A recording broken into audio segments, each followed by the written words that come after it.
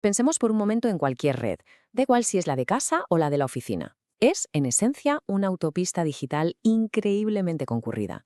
Cada segundo, miles, millones de paquetes de datos van y vienen, llevando nuestros correos, nuestras búsquedas, nuestros archivos. Pero claro, como en cualquier autopista, hay peligros. Peligros que no se ven a simple vista, pero que están ahí, acechando. Hoy vamos a meternos de lleno en las entrañas de esa autopista para descubrir cuáles son esos peligros y, sobre todo, para entender cómo podemos protegernos. Y esto nos lleva, claro, a la pregunta del millón. ¿Son seguras de verdad las conversaciones que circulan por nuestra red?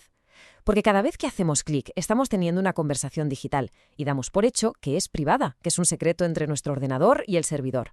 Pero, ¿y si no lo fuera? ¿Quién podría estar escuchando?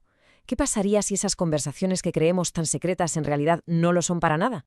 Para el análisis de hoy vamos a seguir una ruta muy lógica. Primero, nos pondremos en la piel del atacante. Vamos a explorar las amenazas, empezando por lo más básico, que es simplemente ponerse a escuchar. Y luego subiremos el nivel al engaño activo, donde se manipula la propia red. Después, para que veamos que esto no es teoría, analizaremos un caso real que puso en jaque al mundo entero. Y a partir de ahí, construiremos la defensa. Veremos las medidas esenciales y, lo más importante, cómo cambiar el chip para ir siempre un paso por delante. Venga, pues, empezamos por el primer acto, la escucha clandestina. Aquí hablamos de lo que se conoce como ataques pasivos. O sea, el atacante no hace nada para alterar la comunicación, simplemente se sienta a observar como un espía invisible pegado al cable y a capturar todo lo que pasa. La pregunta es, ¿quién podría estar escuchando? ¿Y es de verdad tan fácil hacerlo? Pues la técnica para hacer esto tiene un nombre, se llama sniffing. Imaginaos un pinchazo telefónico, pero para datos. Un sniffer es básicamente un programa o un cacharrito que se conecta a la red y activa lo que se llama el modo promiscuo. Esto significa que en lugar de hacer caso solo a los datos que van dirigidos a él, se pone a capturar absolutamente todo lo que pasa. Cada paquete, sea para quien sea, se lo guarda y lo analiza. Para entender cómo es posible hacer sniffing, hay que distinguir entre las redes de antes y las de ahora. Hace años, las redes usaban unos aparatos llamados hubs. Un hub era muy tonto. Le llegaba un paquete de datos por un puerto y, sin pensar, lo gritaba por todos los demás. Era como una de esas antiguas líneas de teléfono compartidas, una party line, donde todo el mundo oía las conversaciones de todos. Hoy en día, por suerte, usamos switches, que son mucho más listos. Un switch se aprende la dirección física única de cada aparato, su dirección MAC, y envía los datos solo a quien le toca. Es como una llamada privada. Y esta imagen lo deja clarísimo. A la izquierda tenemos el hub. El ordenador de arriba envía algo y el hub, como un cotilla, se lo cuenta a todos los demás. En este escenario, un atacante solo tiene que enchufarse para verlo todo. A la derecha, el switch. Es un director de orquesta. Sabe exactamente a dónde va cada paquete y lo dirige solo a su destino. Esto, en teoría, hace que la escucha sea muchísimo más difícil. Pero, y aquí es donde la cosa se pone interesante. Aunque los hubs ya son piezas de museo, los atacantes se las han ingeniado para poder seguir espiando incluso en las redes modernas con switches. O sea que el switch nos da una primera capa de seguridad, sí, pero no es ni de lejos un muro infranqueable. Esa inteligencia del switch se puede engañar. Y aquí tenéis la prueba del delito. Este es un pantallazo de Wireshark, que es la herramienta de sniffing por excelencia. En esta captura, alguien estaba espiando tráfico de FTP, que es un protocolo antiguo para subir archivos. Y fijaos bien porque es increíble. La herramienta muestra, en texto plano, sin cifrar ni nada, el nombre de usuario y la contraseña. Esto es la demostración perfecta de que si la información viaja al desnudo, da igual lo lista que sea la red, alguien la puede interceptar y leer. Vale, esto nos lleva al siguiente nivel de amenaza, que es mucho más peligroso. Ya no hablamos solo de escuchar a escondidas. Ahora el atacante da un paso al frente y se dedica a engañar a los propios equipos de la red. Deja de ser un espía para convertirse en un impostor que manipula las reglas del juego para ponerse, literalmente, en medio de la conversación. Para entender este engaño tenemos que hablar de un protocolo que casi nadie conoce pero que es vital. El ARP, o Protocolo de Resolución de Direcciones. Su trabajo es muy simple, es la agenda de contactos de la red. Cuando un ordenador, que se conoce por su IP, quiere hablar con otro, necesita saber su dirección física, su MAC. Así que ARP pregunta en voz alta, «Oye, ¿quién tiene esta IP?» Y el equipo correspondiente responde, «Soy yo, y esta es mi MAC». Es el traductor indispensable de la red local. Pues el ataque, conocido como ARP spoofing o envenenamiento ARP, se aprovecha de que este protocolo es muy confiado. El atacante empieza a enviar mensajes ARP falsos, a mentir. Le dice al ordenador de la víctima, que lo sepas, la IP del router ahora me pertenece a mí, a mi MAC. y a la vez le dice al router, oye, que la IP de la víctima ahora es mía. El resultado, tanto la víctima como el router se creen las mentiras y apuntan en su agenda la dirección del atacante. A partir de ese momento, todo el tráfico entre ellos pasa por el ordenador del atacante, que puede leerlo, modificarlo, lo que quiera. Es como engañar al cartero para que te traiga todo el correo de tu vecino. Y ojo que estos ataques no son una fantasía de película.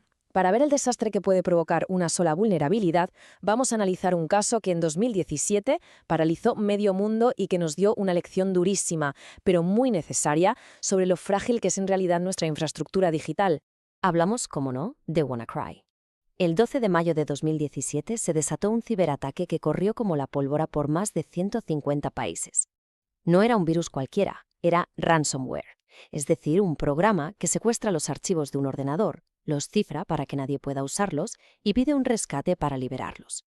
Lo que lo hizo tan brutalmente rápido fue que se aprovechaba de un fallo de seguridad en Windows usando una herramienta llamada Eternal Blue. La escala fue, Europol dijo que no tenía precedentes. Más de 230.000 ordenadores infectados en apenas unos días. Y no hablamos de ordenadores de casa, ¿no? Hablamos de infraestructuras críticas. El sistema de salud británico, el NHS, tuvo que cancelar operaciones. Gigantes como Telefónica, FedEx, la empresa de trenes alemana, todos sus sistemas se quedaron congelados. El caos fue global. Pero aquí es donde la historia se pone todavía más de película. El arma del crimen, el famoso Exploit Eternal Blue, ¿de dónde salió? Pues no lo creó un hacker en un sótano. Fue desarrollado por la Agencia de Seguridad Nacional de Estados Unidos, la NSA. Era literalmente un ciberarma gubernamental que fue robada y filtrada, poniendo una herramienta de espionaje de primer nivel en manos de cualquiera. Pero atención, porque este es el detalle más importante, la lección de oro de toda esta historia. La vulnerabilidad que usaba Eternal Blue no era un secreto. Microsoft había publicado un parche, una actualización de seguridad para arreglarla, el 14 de marzo de 2017, casi 2 meses antes del ataque. Esto significa que la inmensa mayoría de esas 230.000 infecciones y todo el caos que provocaron se podrían haber evitado con algo tan simple como tener los sistemas actualizados. La lección de WannaCry es brutal, pero nos sirve de puente perfecto para pasar del problema a la solución. Es normal sentirse un poco abrumado con tantas amenazas, pero la buena noticia es que existen defensas muy eficaces. Así que ahora vamos a centrarnos en eso, en las contramedidas, en cómo levantar nuestros propios muros digitales para proteger los datos.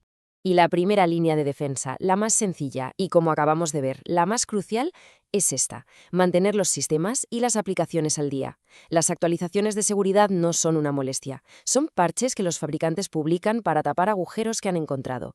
Ignorarlas es literalmente dejar una puerta de casa abierta de par en par. La segunda defensa fundamental es la encriptación o el cifrado. Cifrar es básicamente coger información legible y convertirla mediante matemáticas en un galimatías que solo se puede entender si tienes la clave correcta. Es una defensa doble. Por un lado te protege del sniffing, aunque te roben los datos no entenderán nada. Y por otro, del robo físico. Si alguien se lleva un portátil con el disco duro cifrado, solo tiene un ladrillo muy caro. Y el cifrado se aplica en 2 momentos clave. El cifrado en tránsito protege los datos mientras viajan. Cada vez que vemos el candadito y el HTTPS en el navegador, eso es cifrado en tránsito. Las VPN para conectarse a la oficina también lo son. Y luego está el cifrado en reposo, que protege los datos cuando están guardados en un disco. Herramientas como BitLocker en Windows o FileVault en Mac hacen exactamente eso. Cifran el disco entero. La tercera gran defensa es la segmentación de red. La idea es sencilla. En lugar de tener una red gigante donde todos los aparatos se pueden ver y hablar entre sí, la dividimos en trozos más pequeños y aislados, como si fueran habitaciones estancas. Y entre cada habitación ponemos un portero, un firewall, que controla de forma muy estricta quién puede pasar. El objetivo es contener el daño. Si hay un incendio en una habitación, que no se propague al resto de la casa. Mirad este ejemplo, que es muy claro. Imaginemos una oficina. Por un lado, la red de recepción, la VLAN 10. Por otro, una red superprotegida, la VLAN 20, donde están los servidores con las bases de datos. Si un ordenador de recepción se infecta porque alguien abre un correo malicioso, la segmentación puede salvar la empresa.